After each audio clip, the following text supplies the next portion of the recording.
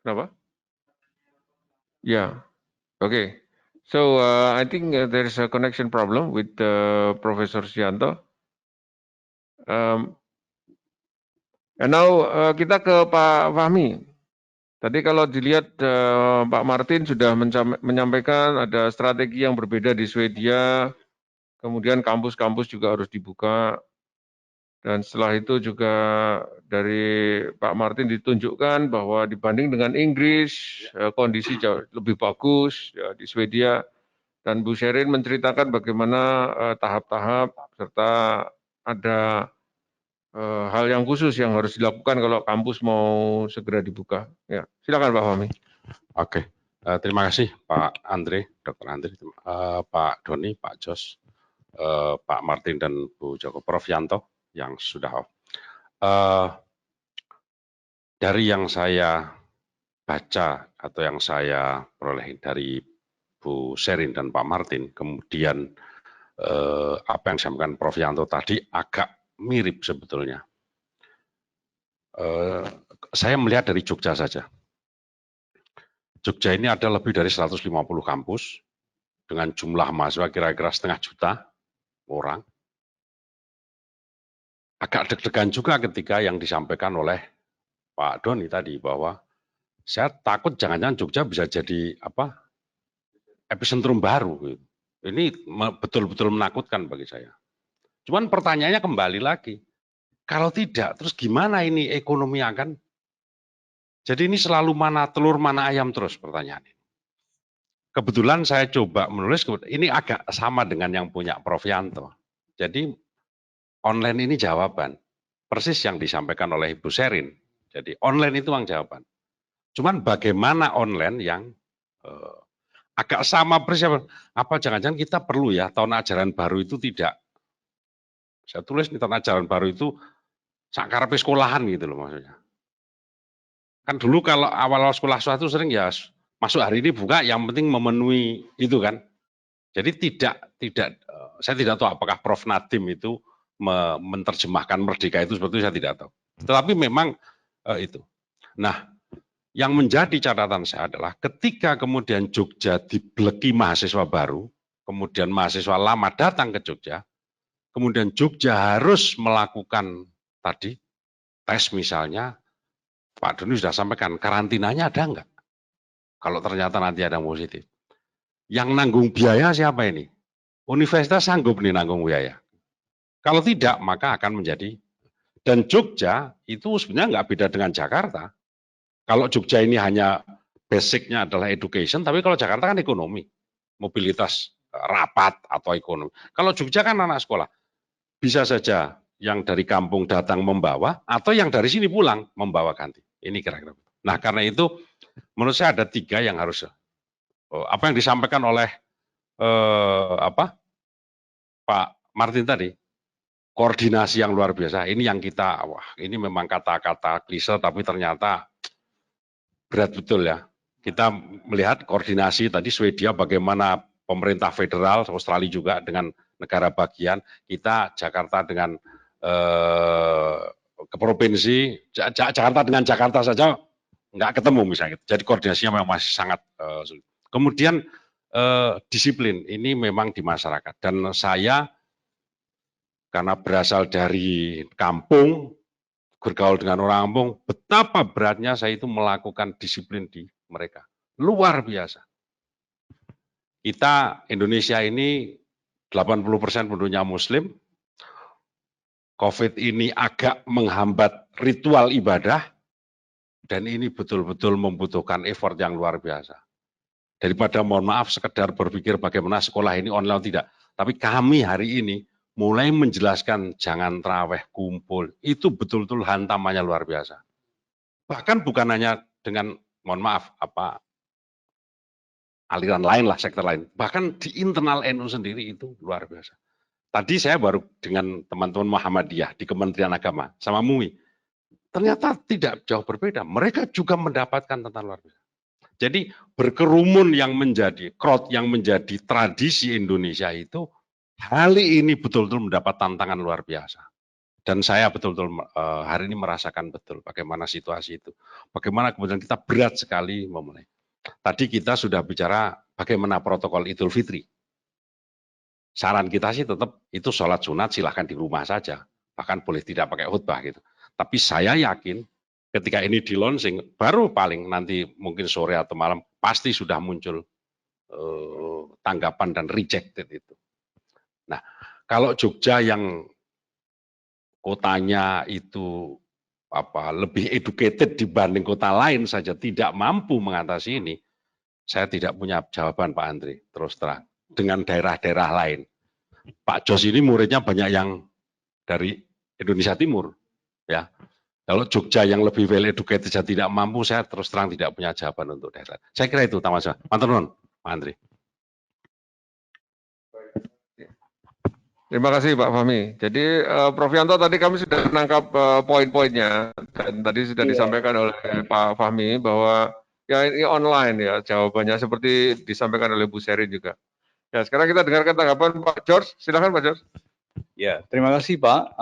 Mungkin saya tanggapi dari sisi summary ya dari pembahasan kawan-kawan tadi. So maybe allow me to speak in English first for our international audience, and then I'll speak in Indonesian. So just to summarize from what everyone has said here today, this is my impression or my remarks or comments. Basically, I put it in a hypothesis, hypothesis, the assumptions here. First, our leading epidemiologist, Professor Dr. Dani, definitely said very clearly already 2 times now that this virus is here to stay for a while, 2 years at least, from the approach of herd immunity and from proper vaccine findings. Yeah. So therefore, I think it connects with what President Jokowi has said. Our president, the president of the Republic of Indonesia, has basically announced about a week ago, and that is in Indonesian, he said, "Mari kita berdamai dengan COVID," or in English, it's Indonesia must make peace with COVID-19. That's a philosophical. I think from my view, that's a philosophical way of saying it. That basically what he's trying to say is we have to adjust. We have to adjust our lifestyle. We have to adjust how we live for at least the near, if not the middle term. Again, referring to what Professor Dani or Dr. Dani has said, 2 years at least. And then I connect that with what our Minister of Finance in Parliament has just announced 2 days ago, that this pandemic has damaging economic ramifications for the Republic of Indonesia. Very damaging economic ramification.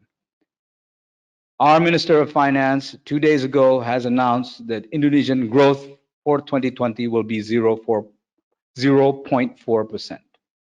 That's next to zero. A country that needs 7% growth, economic growth, to achieve equilibrium in incoming employment. So that is devastating, and you will see a lot of unemployment. Therefore, if you look at from a Yogyakarta context in the education sector, Yogyakarta growth in 2018, 2019 averaged from 6 to 7% economic growth, higher than the national average of 5.2%. But that growth, over 50% of that growth, according to His Majesty, His Royal Highness Sultan Hamengkubuwono X, who is the governor of Yogyakarta, over 50% of that growth is coming from the higher education sector. So therefore, for education hubs like Yogyakarta, that will be a significant blow if we do not find a solution.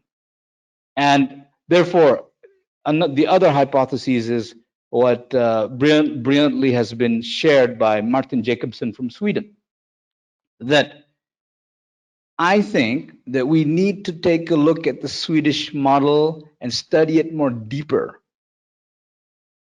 and probably contextualize it into the Indonesian context. We need to have a critical thinking towards COVID-19. It has to be critical thinking because every geographical region in the world has its own context. And I think what Sweden has done is something that I think Indonesia and the higher education sector, we need to critically think about looking at it in a more deeper way.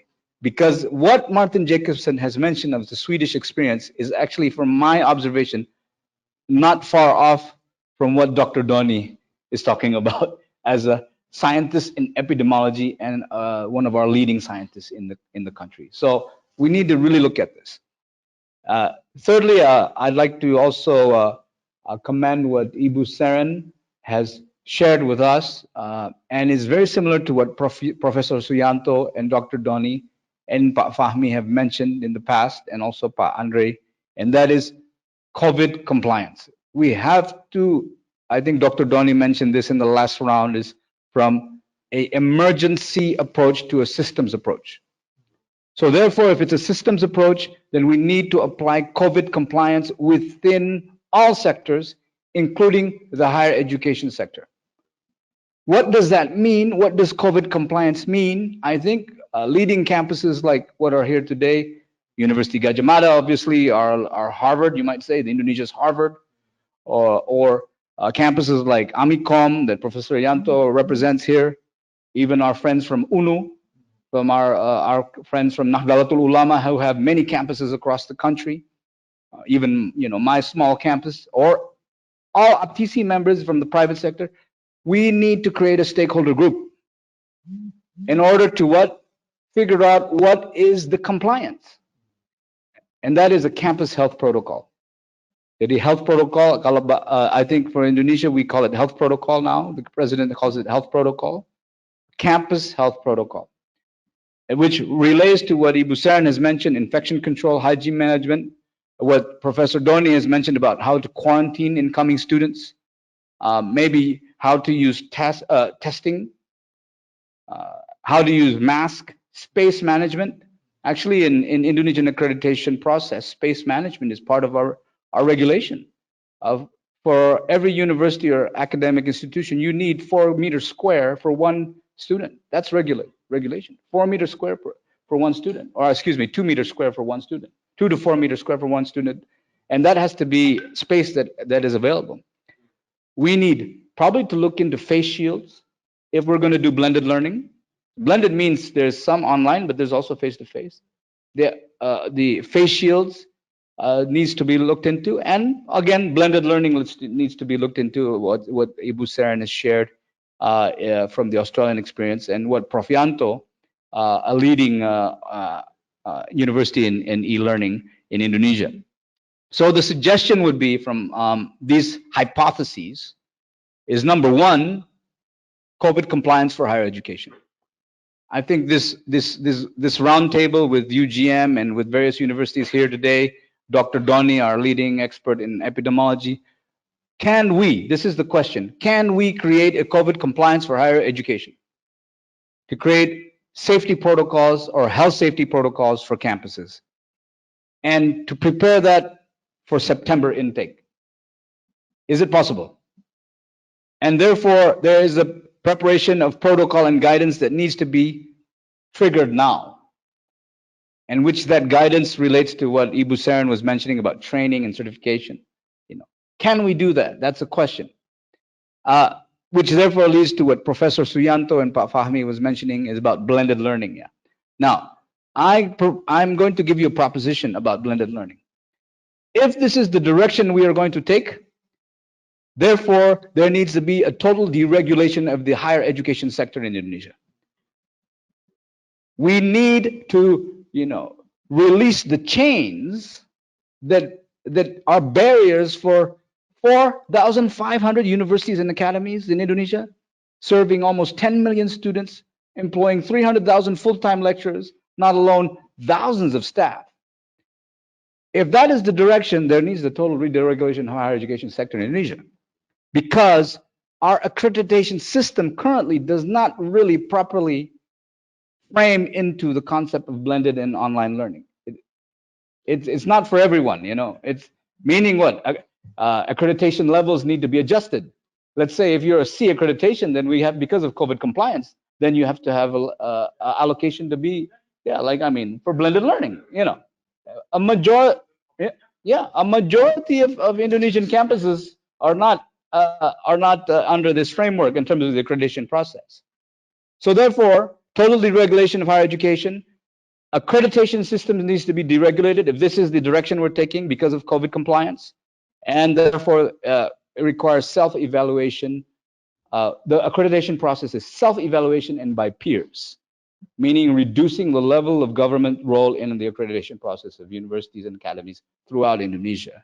And therefore, we can declare together, and let's do that through UGM and this platform with Amicom and all other campuses, UNU, Aptisi, with all of our campuses, let's declare Kampus Merdeka, Kampus Sehat as our COVID response. Freedom thinking campus, free thinking campuses, and healthy campuses. And I think that fits with our Minister of Education framework in this next in this round. So in Indonesian, if I may be very quick, Pak. In Indonesian, if I may be very quick. Jadi saya kira kita bisa melihat ini dari sisi hipotesa. Satu hipotesa yang sudah disampaikan ahli epidemiologi kita, Pak Doni, bahwa 2 tahun adalah waktu yang dibutuhkan untuk menciptakan imunitas dan vaksin yang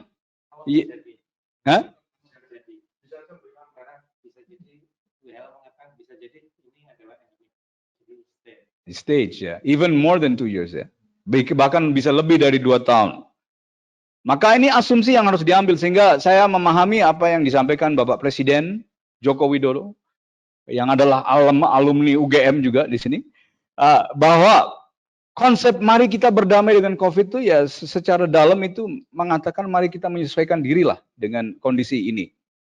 Dan kalau saya kaitkan dengan apa yang Ibu Menteri Keuangan sampaikan, Ibu Sri Mulyani di DPR RI 7 hari yang lalu, bahwa COVID ini mempunyai dampak yang sangat berbahaya atau sangat drastis buat ekonomi Indonesia. Ekonomi Indonesia terkontraksi menjadi 0,4%. Padahal pertumbuhan kita butuh 7% untuk mencapai equilibrium di dalam penanganan di dalam employment ya atau lapangan pekerjaan yang dibutuhkan itu butuh 7%. Sehingga jelas ekonomi kita akan terpengaruh secara berat.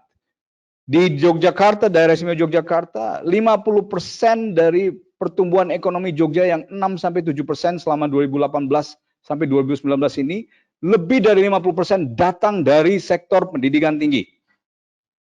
Sehingga tanpa pendidikan tinggi, apalagi tanpa pariwisata, ya istilah Pak Fahmi tadi di sini habis.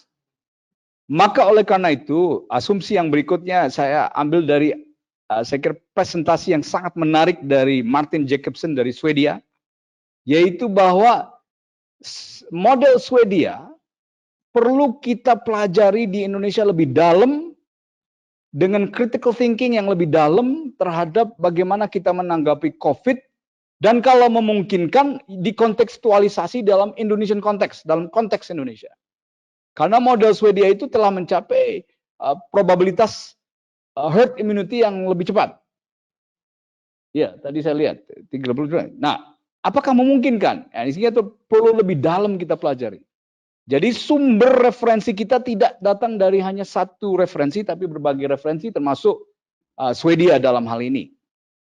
COVID compliance yang disampaikan oleh, yang berikutnya adalah COVID compliance yang disampaikan oleh Ibu Seren juga sangat menarik. Sejalan dengan apa yang disampaikan Prof. Yanto dan Dr. Doni, yaitu perlu adanya pemberlakuan protokol, baik itu di dalam konteks infection control atau hygiene management, quarantine, tes, penggunaan masker, manajemen ruang, kalau boleh juga memikirkan, pertimbangkan menggunakan face shield dalam konteks mungkin ke depan kita memang harus menerapkan blended learning. Blended learning itu tetap artinya ada face to face.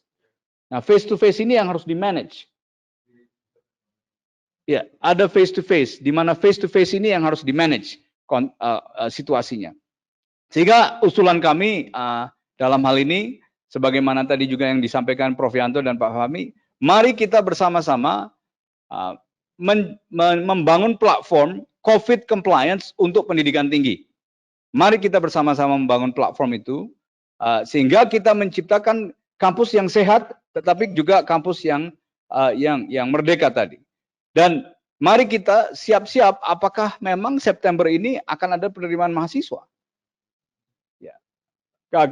Berarti untuk daerah istimewa Yogyakarta itu sangat penting persiapan itu. Karena pendidikan tinggi tidak hanya saja dalam konteks kampus, tapi ada kos-kosan, ada tempat makan, ada ekonomi Yogyakarta 50% lebih bergantung pada pendidikan tinggi. Dan kalau memang September akan ada, apa protokolnya? Itu kita harus persiapkan dan harus dipersiapkan dari sekarang. Istilahnya tadi COVID compliance. Blended learning, tadi kita dengar banyak tentang online learning, e-learning, dan blended learning. Nah, ada konsekuensi terhadap ini, yaitu kita perlu mempertimbangkan deregulasi. Kalau perlu total deregulation di sektor pendidikan tinggi kita, kalau memang kita mau COVID compliance. Artinya apa? Akreditasi ini kemudian harus mempertimbangkan aspek-aspek yang menerapkan online learning tidak hanya untuk perguruan tinggi negeri yang berakreditasi A, tapi juga berakreditasi B dan C. Karena ini ada minimum threshold sebenarnya untuk penerapan blended atau online learning ini. Nah, istilah Prof Yanto, nggih monggo. Bagaimana bersama-sama kita pikirkan. Nah, artinya arah daripada akreditasi itu tentunya akan kepada arah self-evaluation and by peers. Dan ini memang ya pendidikan tinggi modern itu seperti itu arahnya. Nah, ini mau nggak mau harus dipertimbangkan sehingga menjadi comprehensive approach. Sehingga mari kita mendukung apa yang telah dicanangkan oleh pemerintah, yaitu kampus merdeka, dan karena COVID-19 ini menjadi kampus merdeka dan kampus sehat. Dan oleh karena itu, semoga platform seperti ini bisa kemudian memberikan solusi-solusi ke depan bagi kejayaan pendidikan tinggi Indonesia dan kebangkitan perekonomian nasional kita. Demikian, waktu saya kembalikan. Baik, terima kasih Pak George. It's a very comprehensive resume that has been mentioned by Pak George, covering all the main items from Martin and then Ibu Sherin, Pak Yanto, and also Pak Fahmi, and based on what has been explained by Dr. Joni. Now we are waiting for questions from participants. Ada, Mas, pertanyaan? Belum ya? Okay. So we would like to have 5 more minutes. We would like to ask Martin about the regulation over there. Is there any kind of changes that has been applied in Sweden in terms of campus regulation with regard to the situation? Please, Martin. So, yes. Thank you, Pa Andreas, and yes. So in Sweden, what they have done is government has made a recommendation, and then the university bodies make their own implementation decision under the guidance from the Ministry of Health. But it's not a law; it is strong recommendation, and this means that there is space for some compromise in various situations, because it's very difficult to simplify all decisions into one decision. So in Sweden, as I mentioned earlier, our strategy is very different from Singapore. The Singapore strategy is to find everyone, quarantine them, and the disease has disappeared. The Swedish strategy is to try to keep the society moving while achieving herd immunity. They don't say the herd immunity, but the point is flattening the curve, but it will spread. And the idea is that the people that are not in danger from getting it, they should get it early so they can block it from spreading, right? So in the universities, we don't want it to spread too quickly through universities. So the universities are doing remote, but not everything remote. Some things are done in place, some things are done in remote, and people are implementing social distancing, just like Pa George described, keeping the distance, washing hands regularly many times per day, trying to meet outdoors, staying outdoors a lot, and blended learning. with Sweden being very much an online country, shifting online is easy, and while maybe there is no centralized infrastructure, the lecturers move into Zoom or Google Meet, etc., to run their stuff with all these free resources available today. It is still a challenge. What has been said is that they have to hold the exams and they have to give the accreditations, but the exams needs to be changed. They cannot be done sitting in the big classroom with everyone in the same room. So this is sort of the changed structure. And when I look at the advantage of keeping the schools open, not talking about universities, but the primary school open, so everyone can work normally. It's very difficult to work from home, and it's even more difficult if your kids are at home, of course. So because the belief is that the kids is a very weak vector of spreading, so therefore the school is still open, while university, which is more of an adult thing, is closed. Okay, thank you very much, Martin. So, Sherin, how long does it take to develop such kind of protocol, according to your experience, for the campus? We've developed ours, so we can discuss that with you. It wasn't difficult to do. It's just looking at things from a responsible point of view about what's needed to keep the campus safe, keep campuses safe. And we think that the protocol plus the online training for lecturers are both important. So to us, that's the direction we're taking, and we're speaking about that with Australian government here. In terms of developing that protocol, it does not need to take a lot of time, and you're welcome to consult with us. We can help you. And obviously what is developed for Indonesia needs to be tailored to Indonesia specifically so that it works for your country, your people, and your campuses. So contextualize it for your use, but the expertise and the benefit of having developed it here in Australia is absolutely available to you. Okay, so thank you very much, Sherin. Pak Yanto, tadi disampaikan oleh Pak George ada kampus Merdeka dan juga kampus sehat gitu. Tadi Pak Prof Yanto sudah menyampaikan yang kampus Merdekanya, yang sehat. Kira gimana? Ya. Iya, saya rasa seperti yang disampaikan Pak Jos tadi. Jadi memang kita juga seperti yang saran dari Mr. Martin dan Sherin, saya rasa dan Pak Jos sudah disimpulkan menjadi clear. Ya, mudah-mudahan kita juga akan melakukan hal yang seperti itu. Dan ini saya mohon maaf Pak Andreas, I have meeting at 30.0. Jadi sebentar lagi lah, just moment, maybe 5 minutes. Ya, jadi saya keluar dulu ya Pak. Oke Pak. Saya mohon maaf. Ya, kita juga akan akhiri Pak pertemuan kita. Ya, it's no problem. Ya, terima kasih sekali Prof Yanto atas saran-sarannya. Baik, jadi Ibu dan Bapak, untuk menutup pertemuan kita, saya kira karena kampus adalah satu institusi pendidikan yang berkait dengan pengembangan kemampuan, maka itu tidak bisa ditunda-tunda lagi.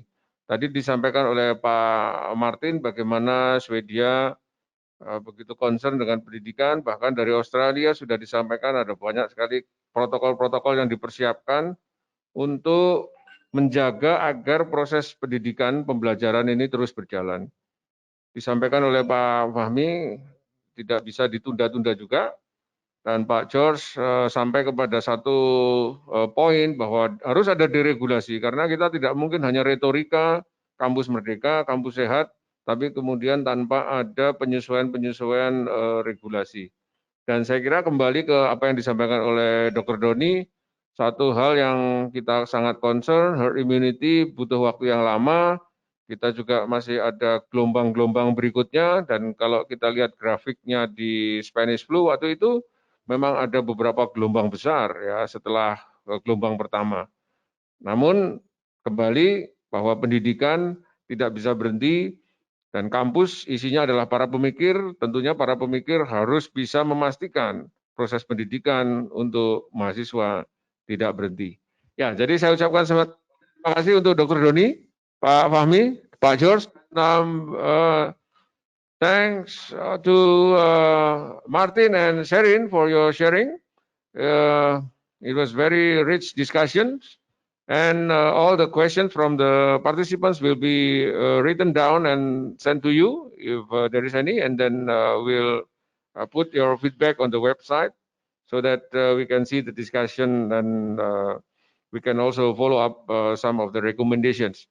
So, terima kasih kepada Bapak dan Ibu yang sudah mengikuti acara kita, dan harapannya di trigger awal ini kita bisa memberikan satu paper kecil ya untuk semua stakeholders pendidikan, sehingga apa yang akan dilakukan kampus itu betul-betul menjaga proses pembelajaran yang efektif, dan juga satu sisi yang selama ini mungkin kurang diperhatikan, yaitu keselamatan dan keamanan mahasiswa, ini akan diangkat dan menjadi standar baru di dalam dunia pendidikan. Terima kasih sekali atas perhatian kita, dan sampai bertemu lagi. So, bye-bye, Sherin and Martin.